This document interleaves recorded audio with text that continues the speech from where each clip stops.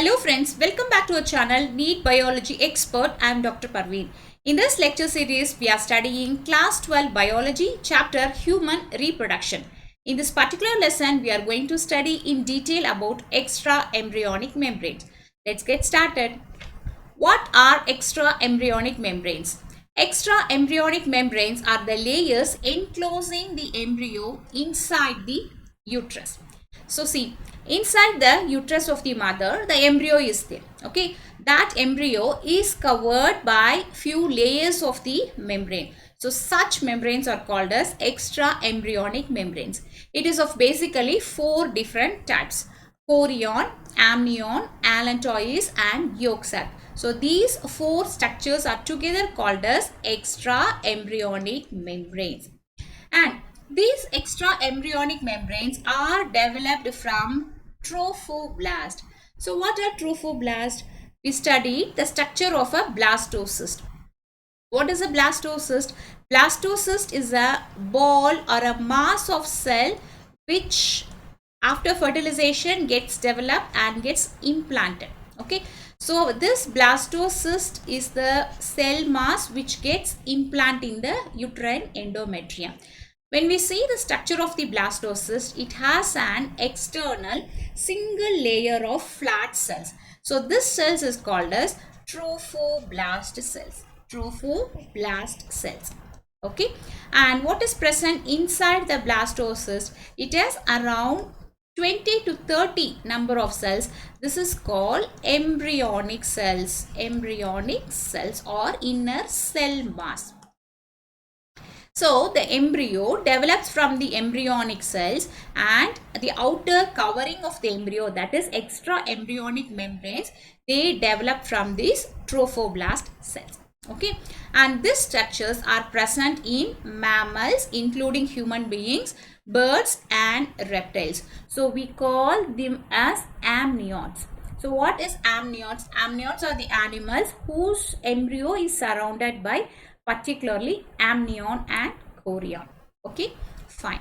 Now this is the picture. This is the extra embryonic membranes which we are going to study in detail in this lesson. So if we understand this picture in detail, it is very easy for us to remember all the extra embryonic membrane and its function. Okay, fine. So see, the first one, this structure is the embryo. Okay, so this embryo is there. This is the first one, embryo. So immediately below the embryo, there are two important structures. Okay, look here, this yellow color structure, this is called as the yolk sac. Okay, this is the first extra embryonic structure. And the next one, just at the side of the yolk sac, there is another structure, another rod-like structure. This is called as the allantois. This is the second one, yolk sac and allantois. Okay, these two structures are present just beneath the embryo, below the embryo, right? So this yolk sac and allantois, they together form the umbilical cord. So these two structures are not much developed. That means we could say they are underdeveloped in the human embryo. Okay, so they together form the umbilical cord, right? And the third structure is the amnion.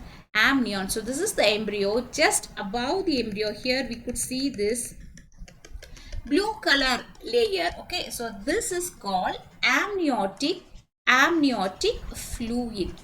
Okay, this amniotic fluid is present where? It is present in the amniotic cavity. This is amniotic cavity. Okay, so this amniotic cavity contains amniotic fluid and it is surrounded by a covering. You could see here this light blue color covering. Yes, so this covering is called as the third covering, that is amnion. So the amnion completely covers the embryo. Okay, and the fourth external covering is the chorion. So chorion is the outermost covering, this pink color covering. Chorion is the outermost covering which surrounds the complete embryo. Okay, so these four are the extra embryonic membrane. We will study all this one by one. Okay, so the first one here is these extra embryonic membrane walls are made up of two layers. So all these membranes are double layered. So the first layer is a germ layer and it is surrounded by another lining. Okay, so that's why we call this as a double layer. So we categorize them into two groups. The one is called splachnopluric and another is the somatopluric. What is a splachnopluric? Splachnopluric means the extra embryonic membrane which contains endoderm-mesoderm combination. Endoderm, mesoderm. See, we know that there are three germ layers: ectoderm, mesoderm and endoderm. Okay, so if endoderm mesoderm combination is there in the wall of the extra embryonic membrane, such membranes are categorized as splachnopluric. Okay, so example for endomesoderm is yolk sac and allantois. Okay, so these two structure, they contain inner endoderm and outer mesoderm. Okay, see, look here, this yolk sac. Okay, so when we see in the yolk sac, it looks like a single structure, but there is an outer thin lining like this. Okay, so the external covering, the external wall is made up of mesoderm. External wall is made up of mesoderm and inner wall is made up of endoderm. Inner wall is made up of endoderm. Okay, same thing is also present in allantois. Allantois is also made up of inner endoderm and outer mesoderm. So that's why we call both the yolk sac and allantois as splachnopluric. Now, the second structure is called somatopluric. Somatopluric means here the combination of the walls is mesoderm and ectoderm. Mesoderm, ectoderm combination. Okay. Example for this structure is chorion and amnion. Chorion and amnion. Okay, they are somatopluric. So we should basically understand that the extra embryonic membranes walls are of double layer, right? Fine. So let us see the first structure, that is the yolk sac. We should start from the interior part. Okay, so the first one is the yolk sac. So here in this picture, this yellow color structure, is completely the yolk sac. Okay, yolk sac. Now, this yolk sac is formed by inner endoderm and outer mesoderm. So that means it is splachnopluric. Okay, so initially the yolk sac is larger in size, and after 8 weeks the size is reduced and it forms a tube-like structure. So after implantation, what happens? The embryo slowly grows, right? So initially in the first 7 weeks, the yolk sac, I'll draw here, the size of the yolk sac is little bigger like this. Okay, so here the embryo. Okay, so this yolk sac, the size is initially larger, and after 8 weeks, what happened? The size get reduced and it just become a tube-like structure. Okay, now after 8 weeks, this is the yolk sac, right? So, but in birds and reptiles, this yolk sac is highly developed. That is called self-sufficient egg. So this is called as cleidoic egg.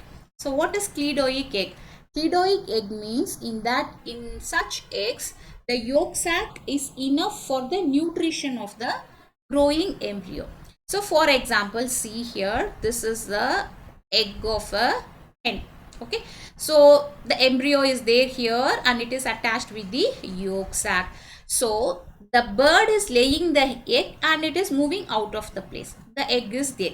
So it is not connected to the mother. So who will give nutrition for the growing embryo? All the nutrition is present in the yolk sac. Okay, so here the yolk sac stores the food, it digests the food, absorbs the food and passes it to the embryo. So the growing embryo takes the nutrition from the yolk sac and it grows. So such type of egg is called cleidoic egg. So example for this is bird, reptiles like this. So yolk sac is highly developed and well maintained in the egg of the birds and reptiles. Okay. So we call this as extra embryonic gut. So gut, we know gut. What is gut? Intestine. So function of the gut is to digest the food. So similarly, such a function is done by the yolk sac, but in case of the birds and reptiles. And what about in human beings? In human beings, the yolk sac is vestigial. So what is vestigial? Vestigial means it is present, but it is very rudimentary, not much functional. So such organ is called vestigial. So similarly, yolk sac is vestigial, and we know that it is microlecithal. Microlecithal means the yolk sac present in the human embryo is very minute quantity, and even we call this as alecithal. Okay, even absent also we could say. So that much very minute quantity yolk is present in the yolk sac. So here there is no need for nourishment provided by the yolk sac, because who is giving nourishment for the growing embryo? Directly from the mother's tissue. Right. So the mother is giving the nutrition and it is coming from the placenta. So placenta is taking over the function of the yolk sac. So there is no need for the yolk sac in the human being. That's why it is underdeveloped, or we call this as vestigial. Okay, right? Fine. So here in humans, what is the function of the yolk sac? So see, in human beings, we saw here the yolk sac size is reduced after 8th week. Okay, so that means in around 6th to 7th week, until 6th to 7th week, the yolk sac is little larger in size. Okay, during that time, the yolk sac of the human being is involved in a major process called hemopoiesis. Hemopoiesis or hematopoiesis. What is hemopoiesis? The formation of red blood cells, production of the heme cells. Heme means red blood cells, RBCs. Production of the RBCs will be done in the embryo till 6th or 7th week by the yolk sac. Okay. Later it will be done by liver, and then in the adult it will be by the bone marrow. Okay, right? So though yolk sac is vestigial in the human being till 7th week, the important function of the yolk sac is to produce RBCs. Right? Fine. Now the next structure, second structure, is the allantois. So where is allantois? Allantois is also present subsequently near the yolk sac. You could see here the green color structure is the allantois. Okay. The allantois is a solid cylindrical mass. It is formed by inner endoderm and outer mesoderm. That means it is also splachnopluric, same like the yolk sac. Okay. Now here in human beings also, the allantois is not much functional. Okay. So what is the major function of the allantois? The allantois stores nitrogenous wastes. Nitrogenous wastes means ammonia, urea, like this nitrogenous wastes are stored and it will be released out. Okay. The storation of the nitrogenous waste is done by the allantois, and this is highly functional and works well in reptiles, birds and prototherians, not in the human beings. Why not in the human beings? Because as how we saw in the yolk sac, placenta does the function of the allantois. Okay, so placenta provides the nutrition from the mother to the growing embryo. Similarly, placenta also removes the nitrogenous wastes from the whatever the embryo is releasing out through the umbilical cord. Okay. So the placenta replaces the function of both yolk sac and allantois in case of human beings. So here poorly developed in the human beings and not function well in the human beings, because placenta undertakes its function. Okay, but the mesoderm forms small blood vessels which connects the fetus with the placenta. It ensures the respiratory and nutritional supply. So see here this a green color structure is the allantois, right? So they form a blood vessels which connects with with the fetus. Okay. So together the yolk sac and the placenta, they form a single structure like this, and they form the umbilical cord. They form the umbilical cord in case of the human beings. Okay. So what is the function of the allantois? The allantois act as extra embryonic kidney. What is the function of kidney? To remove the waste products, right? So similarly, the allantois removes nitrogenous wastes. So we call allantois as extra embryonic kidney. But this is only in birds, reptiles and prototherians, not in the human beings. Okay, fine. So both the allantois and yolk sac are present just beneath the embryo. Fine. Now, the third structure is the amnion. So, amnion is a very important extra embryonic membrane which is highly developed and highly functional in case of human embryo. Okay. The allantois is formed by double layer again. The inner layer is ectoderm and outer layer is mesoderm. That means it is a somatopleury. Okay. So where it is present? It is present in between the embryo and the amnion. See here, this is the embryo. Okay, this is the embryo and this is the amnion. In between the embryo and amnion, this space is called amniotic cavity, right? So this amniotic cavity contains a fluid called amniotic fluid. Who is secreting the amniotic fluid? Both the embryo and also the surrounding amnion secretes the amniotic fluid. Okay, so amniotic cavity has amniotic fluid secreted by both the amnion and the fetus. Both secretes the amniotic fluid and it fills the space. So this amnion structure is highly developed in case of all the amniotes. Amniotes means mammals including human beings, birds and reptiles. So it is highly developed in human beings, reptiles and birds, in all. Okay. Now, what is the function of this amnion? This amnion is the external covering which surrounds the amniotic cavity. Amniotic cavity contains the amniotic fluid. So the function of the amniotic fluid, they provide an aqueous medium for the embryo.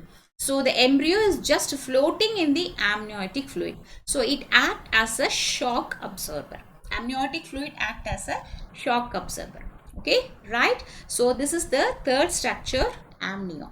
Okay, now here the another important thing is, in the amniotic fluid, fetal cells are present. That means when the embryo grows, few cells gets exfoliated and such cells, fetal cells are present in the amniotic fluid. Okay, so this exfoliated fetal cells are used in a technique called amniocentesis. This is a medical procedure. So in this amniocentesis test, what we exactly detect? We detect many things, like if you want to detect whether the baby is a male or a female baby, we can take this amniotic fluid. So look at this picture here. In this region contains the amniotic fluid, right? This is surrounding the baby. So using a needle, this amniotic fluid, little amount of the amniotic fluid is sucked out. Okay, and it is transferred into a test tube, and now this test tube will be subjected to laboratory test. So we can test the prenatal sex determination. We can check whether the baby is a male or female. Okay, and we can identify any congenital defects, inborn metabolic disorders, like this. We can check the nucleotide sequencing of the baby. So like this we can do many tests. So this technique is called amniocentesis. Okay, right. Then the fourth covering of the embryo is the chorion.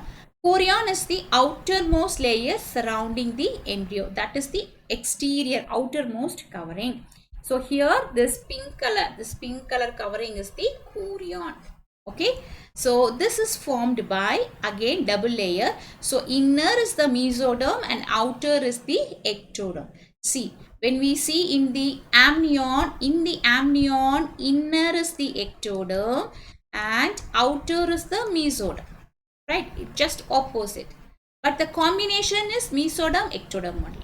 Okay, so if the combination is mesoderm ectoderm, then it comes under the category somatopleury.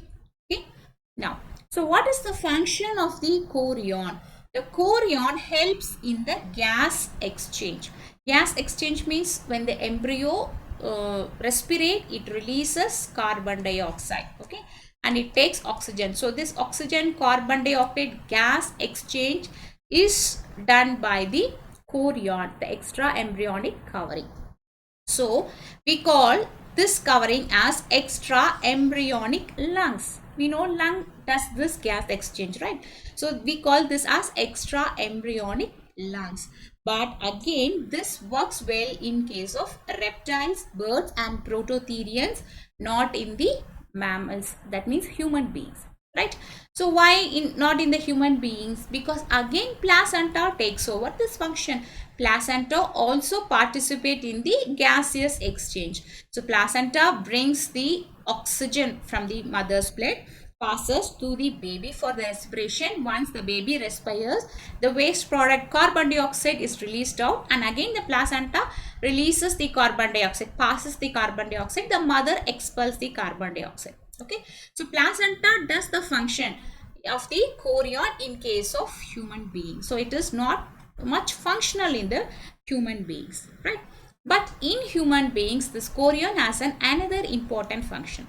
That is, in human beings, after implantation, the trophoblast give rise to finger-like projection called chorionic villi. Okay, so we know that the trophoblast, that means this is the blastocyst, right? So the blastocyst contain an outer covering of cells. This is called trophoblast cells. So what happens? This trophoblast cells, they make a finger-like projection like this. Okay, so this finger-like projection is initially done by this chorion, that is called chorionic villi. So look in this picture. Here, this pink color is the chorion, right? This chorion covering is coming like this, completely surrounding the embryo. Okay, so this chorion, when it comes near, just beneath the embryo, it extends a finger-like projection. This is a finger-like projection, right? So this finger-like projections extended by the chorion is called chorionic villi. Chorionic villi. This chorionic villi plays an important role. Previously, before 4 months, what happens? This chorionic villi is present everywhere, surround everywhere it is present. Okay, so after 4 months, what happened? The chorionic villi present on the outer region of the embryo, it gets disappeared only here in the stalk part. Stalk part means only in the lower part of the embryo, where the embryo is attached with the mother's uterus, where it gets implanted. Only in that area, the chorion extends its finger-like projection. Okay, such chorionic villi is very important in the formation of the placenta. Okay, right? So what is the function of the chorion? So we know that placenta is the only organ which is formed by two different individuals' tissue. One is from the embryo and another is from the mother. Okay, so for the placenta to form, both the embryo participate and also mother tissue also participate. So here, this chorionic villi is the fetal portion of the placenta. Okay, so look in this picture here. This chorionic villi is the fetal portion of the placenta, and the maternal portion of the placenta is from the mother's blood vessels and the tissue. So together with the fetal portion and the maternal portion, they form a interdigitalized structure. That interdigitalized structure is what we call as placenta. Okay, so the major function of chorion in case of the human being is it takes part in the formation of the true chorionic allantoic placenta, right? Fine. So let us compare the structure of the extra embryonic membrane in case of a bird and in case of a human being. Okay, so this is a chick embryo and this is the human embryo. Let us see one by one. So the first one is the yolk sac. See, this is the orange color. Here is the yolk sac.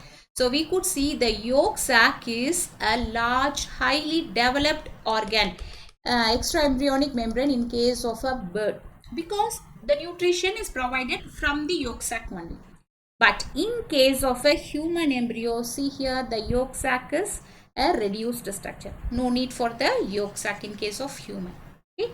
Second one, allantois. Allantois, here this green color structure. See how much big this allantois is.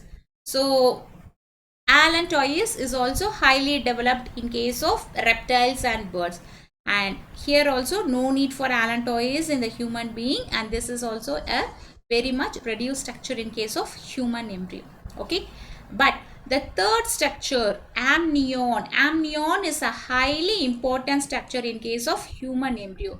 This blue color is the amnion, where the embryo floats. It protects the embryo. Okay, so amnion is highly developed in human beings, but in case of chick or bird, it is normal in size. And chorion is the fourth structure. It is the external covering present both in the human and also in the bird, but in human beings the chorion extend down and forms the major structure. That means it contributes in the formation of the placenta. So such thing is absent in case of a chick or a reptile's embryo. Okay, clear? Fine. So let us just recap what we have learned so far. So in this lesson, we study about extra embryonic membranes. So extra embryonic membranes are four. The first one is yolk sac and the allantois. These two are highly underdeveloped in case of human beings because their function will be carried out by the placenta. The third one is the amnion. Amnion is highly developed in case of the human embryo. So the amniotic cavity is surrounded by the amnion. And the fourth extra embryonic membrane is the chorion. Chorion is the external outer membrane and which forms a major thing, that is in the formation of the placenta. So they participate in the formation of the placenta. Okay. And here we talk about splachnopluric and somatopluric, this structure.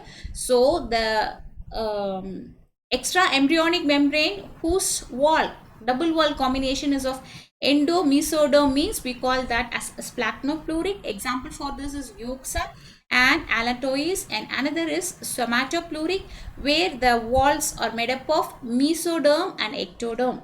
So example for this is chorion and amnion. Right?